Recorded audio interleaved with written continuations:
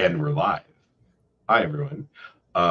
Welcome to today's episode and the final episode of Coaching Conversations for 2024. I am here. I'm very, very fortunate today to be, again, with my friend and colleague, Izzy Rodriguez. And Izzy, thanks so much for being here again. I love it when we get to talk.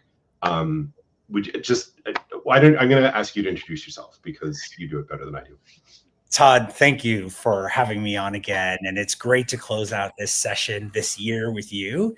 I too love our conversation. So hello, everyone. I'm Izzy Rodriguez, based in Toronto, Ontario. I'm founder and lead coach of Meet the Moment Coaching. And I work with humans who want to do things differently in their lives. And so here I am to have this conversation with you, Todd. Awesome. Thank you.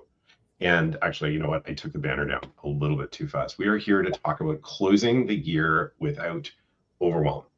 And I'm going to admit I'm excited to have this conversation, but I'm also a little scared because often when I have these conversations either with you or with others, it's a topic where I don't necessarily always find myself entrenched and in the middle of it. And end of the year overwhelm is something that I am super, super familiar with. So there's kind of an element of like physician heal thyself in this space. So I'll take the banner down. And you know what, before we get started too, the thing that I just want to remind everyone is this is interactive. So if there's anyone who wants to add their comments or stuff that we say that you want to add to, or what works for you, what doesn't work for you, let us know, and let's build all the wisdom together. So why don't we just talk about what do we mean by overwhelm? Like, I mean, it seems easy, but it shows up differently for so many different people. Yeah. So first of all, I want to acknowledge, I love the phrase, let's build the wisdom together. I may have to steal that, just so you know. It's yours. Go for it. But I'm going to share. So overwhelm, yeah, it's something that I think about a lot. I know that my coaching clients are also thinking about and experiencing, and I'm sure people in our studio audience are as well. For me, a state of overwhelm looks like when I realize that I am deprioritizing things that I value. So when I have competing things happening and I have to make choices, which don't feel like choices, right? I do exercise a modicum of agency when I'm making choices to do X versus Y. But when I'm in a state of overwhelm, it's less, I see it less as a choice than a have to do.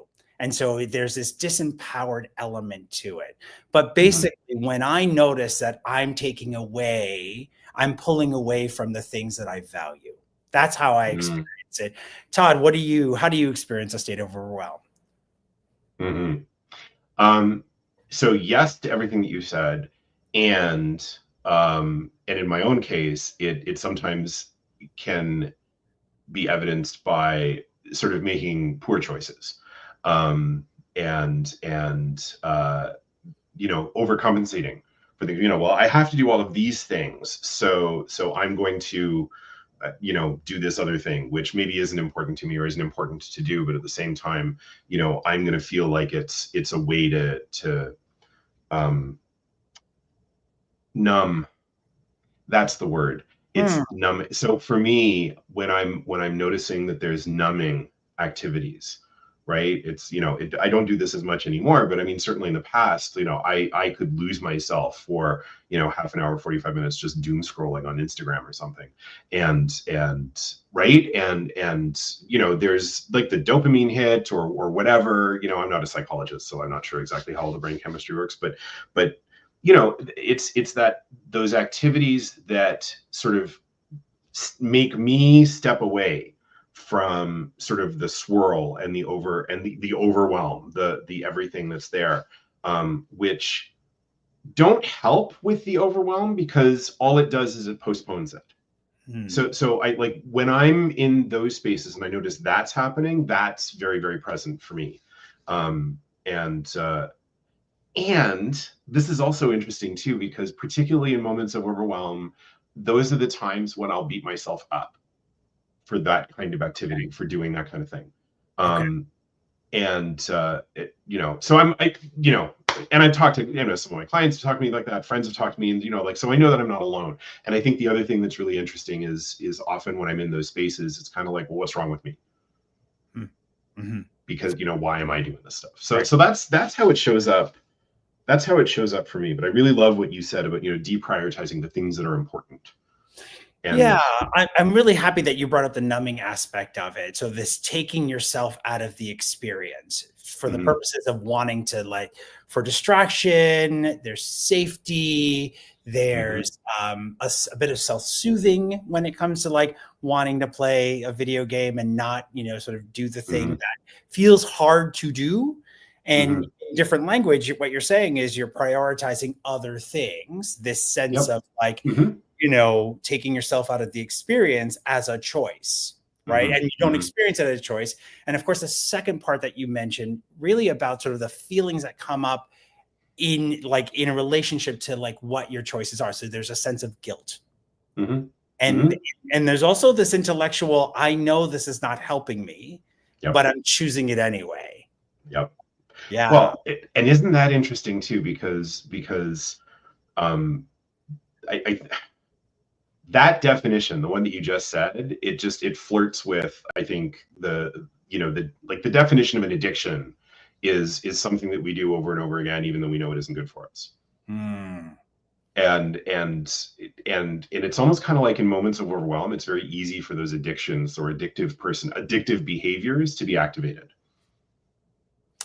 Yeah, yeah. I'm not sure about the addictive quality of it. What I will say Hmm. is like comforting, so self-soothing, right? Hmm. So like I know that playing, doom scrolling on, social media, it has an addictive quality. It's designed that Yep. way for sure. Yep.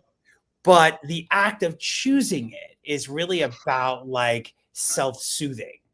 Right. So there's a sort of multi-layered kind of piece to it. And in what I'm hearing you say is that there's a desire to self-soothe in the face of feeling a sense of overwhelm. And I think that's Right. universal. We Yeah. also talked about, you and I, like the holidays are a particularly overwhelming time for a lot of people, no matter what Hmm. faith tradition you follow. There's this hyper focusing on time as an element, 46 days to Christmas, or, the countdown to Hmm. New Year's. There's this collective orientation to time that I Hmm. think manifests in this general sense of overwhelm. Hmm. We have to do things yesterday in order to have the life we want. Oh, and comparison. Yeah.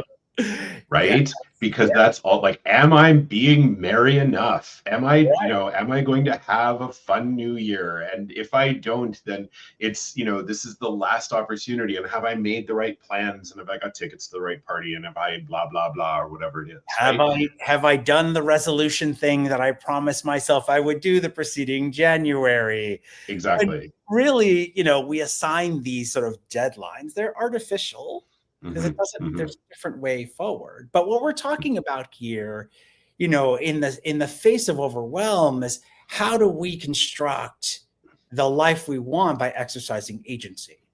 Hmm. Yep. Yes. The thing that you said that really resonated was, I'm making these choices, but they don't necessarily always feel like choices. And right and but they're choices, and certainly, choosing to doom scroll and choosing to step away and self-soothe or whatever, right? Through that model, it didn't feel like a choice when I was doing it. It was just like, okay, this is what here I am, and the phone is there, and I don't want to deal with that, so like, give me a couple minutes. And what's interesting here is choosing to self-soothe isn't the problem. Like, making that choice isn't the problem. It's actually knowing that it's a choice and then recognizing that there are multiple choices that could fill that gap. Yes. Yes. And what pops up for me as we're going through this is like what I now want to do is I want to take a look at sort of what I'm doing and recognize the points where, okay, well, what are the things or what are the times when I choose self-soothing, even though maybe I'm not calling it that. And what are the things that occupy those spaces? And are those the things that I want occupying those spaces? Right. Or are they habits? Well, being busy, I think, has its own kind of addictive quality. I have something to Totally. talk about. I have new experiences. I have, Mm-hmm. it's great for cocktail parties. This is what I've been up Mm-hmm. to. I had a Yeah. LinkedIn live conversation with Todd, and wasn't that amazing? Mm-hmm. That said, and those are great to have. However, at what point does it lead to a space of overwhelm? Yeah. At what point does it lead to a space where I know I'm doing too much, that I haven't given myself the grace, the Mm-hmm. space, or that I haven't prioritized rest and recharge? And we've talked about Mm-hmm. that a little bit too. Like, how are the choices that I'm making contributing to my sense of overwhelm? And that's where agency Mm-hmm. comes in. Absolutely.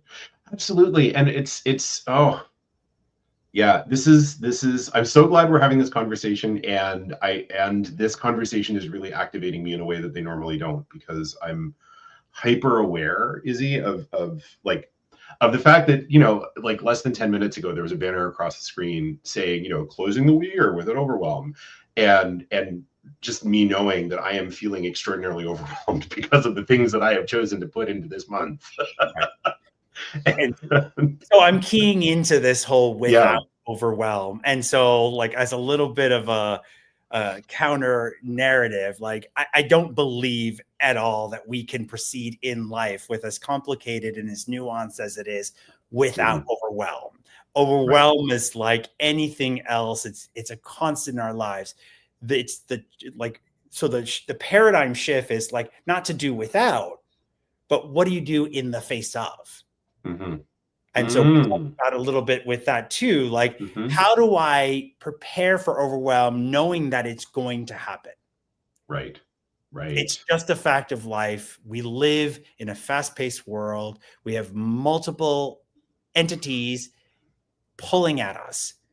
How do we manage overwhelm?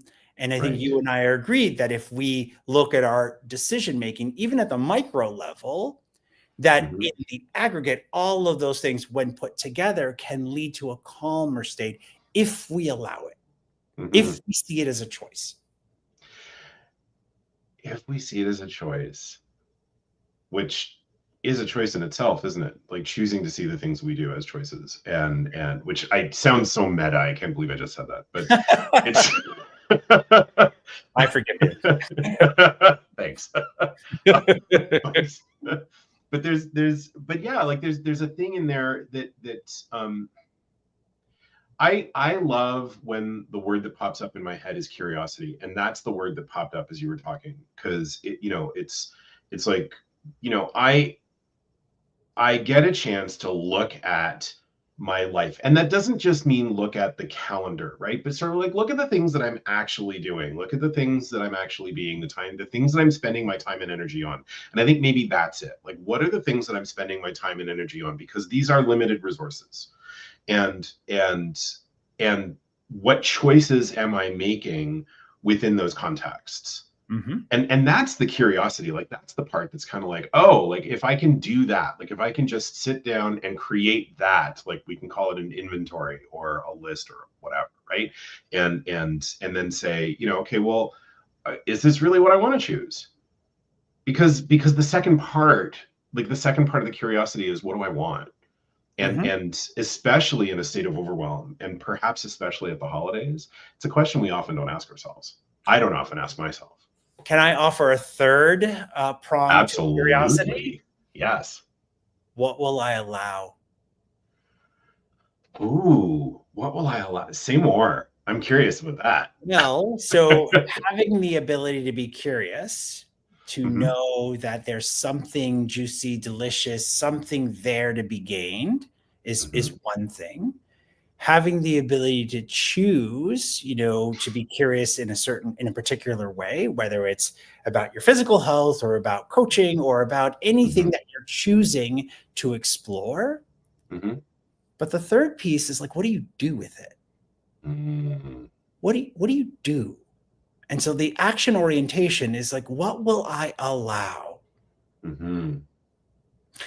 And that goes to the heart of anything you're trying to do Mm-hmm. that feels hard, feels new, feels uncomfortable, feels unfamiliar, or even if I notice that I have a sense that I want to numb, what will Mm-hmm. I allow? Gives me the permission to ask what's possible, Like what's that. actionable, even if it's small. Yeah. Yeah. I So like wait, that. what's happening for you, Todd?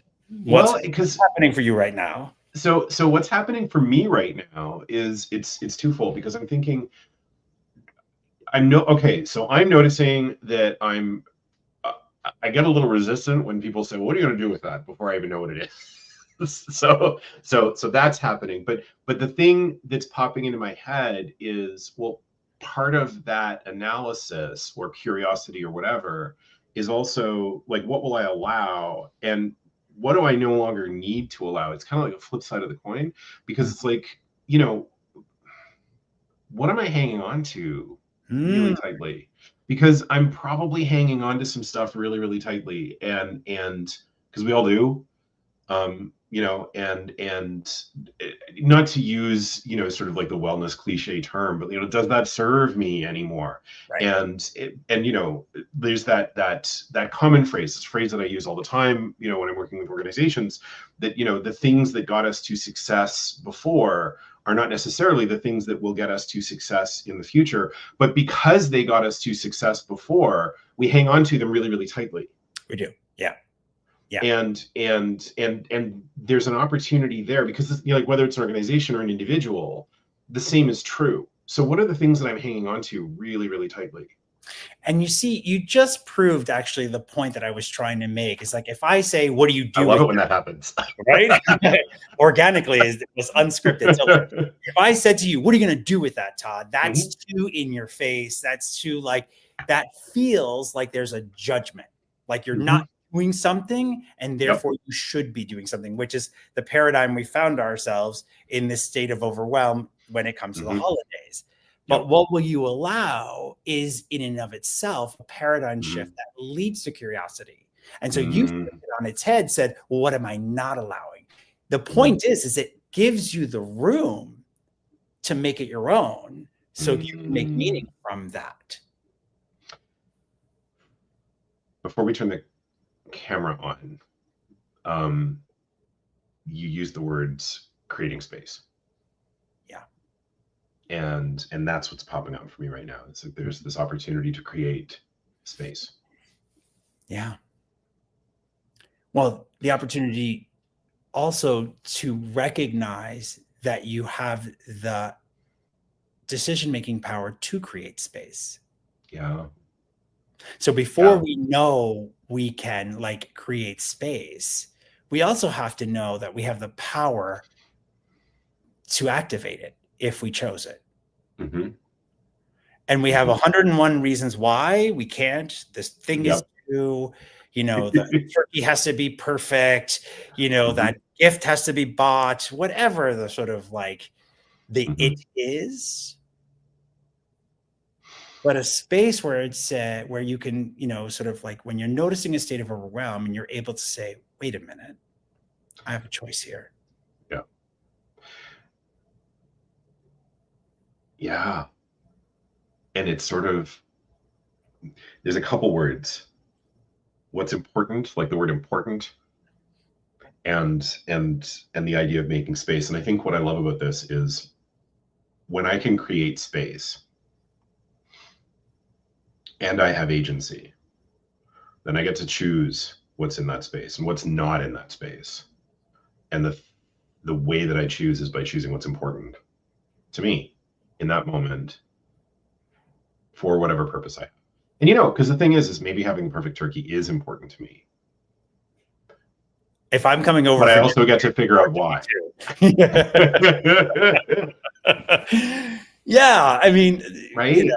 Exactly. Look, so like sharing a meal is an important thing. Sure. The connection that we feel when we're together around a table, as the chef, the artistry that you bring to create a meal to be shared, that is important. And you create space for that because you know that. And so at some level, creating space is fundamental to what, our decision-making power. How we end up doing that, though, looks differently for all of us and doesn't have to be the same. We don't need a sense of comparison. We just need the ability to be able to do it for ourselves. Right. And that comes with practice. It does. And I fall on my face all the time when I practice. That's the way it's supposed to. That's why it's called practice and not perfection. Right? So notice, I'm not trying to get rid of overwhelm. I'm trying to make friends with overwhelm. I'm saying, hey, look, I know I love that. There.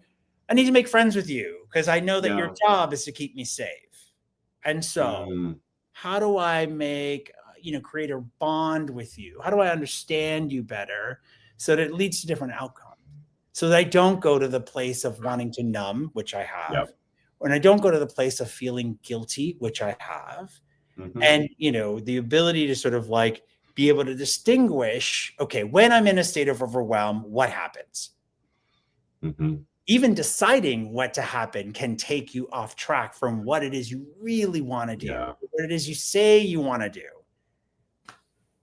Wow. It's the language that you're using, Izzy, is so familiar, and I can't believe I didn't think of it myself, because the language that you're using is the same language that I've used in anxiety healing spaces.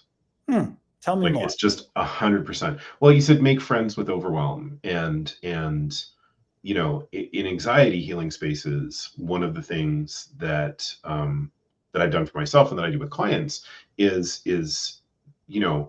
let's objectify the anxiety. Let's and in this case, let's objectify the overwhelm, because the thing is it's like any emotion.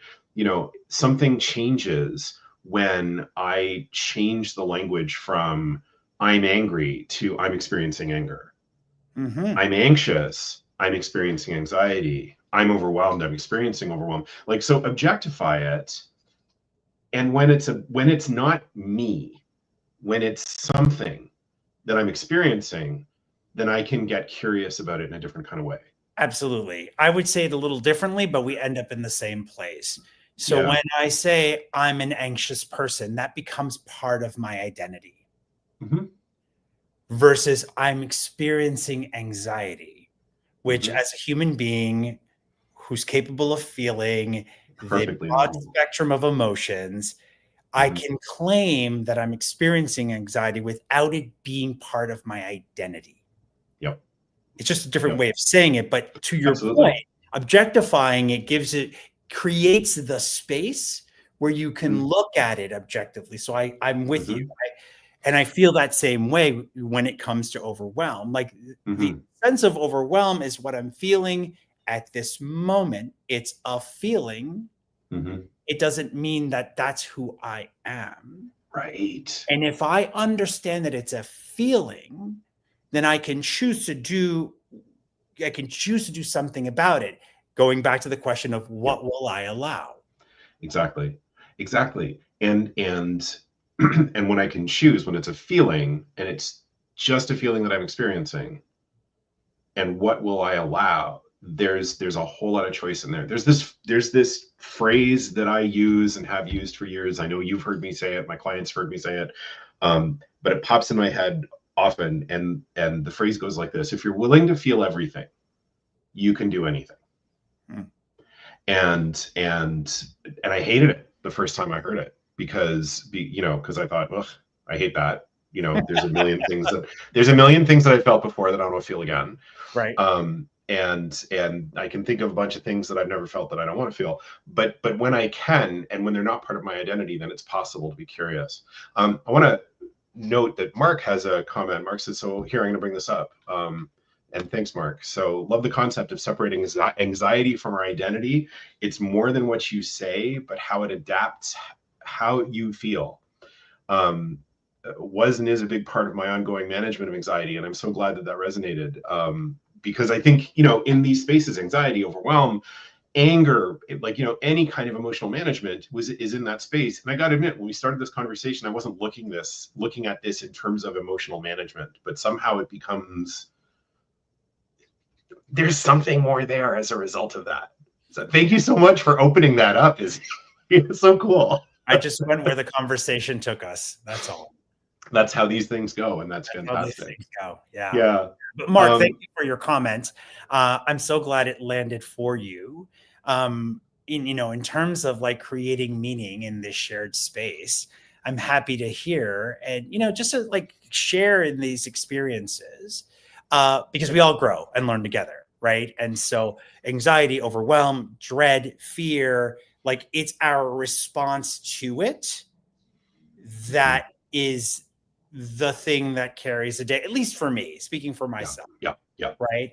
And so if I'm able to detach from anxiety or overwhelm as a feature of my identity, then I can create the distance that I need to be able to make the choices that affirm the things I say I most want and care about. Yeah. Oh, I love that. Hey, Izzy, we're almost at time, but there is something I know, right?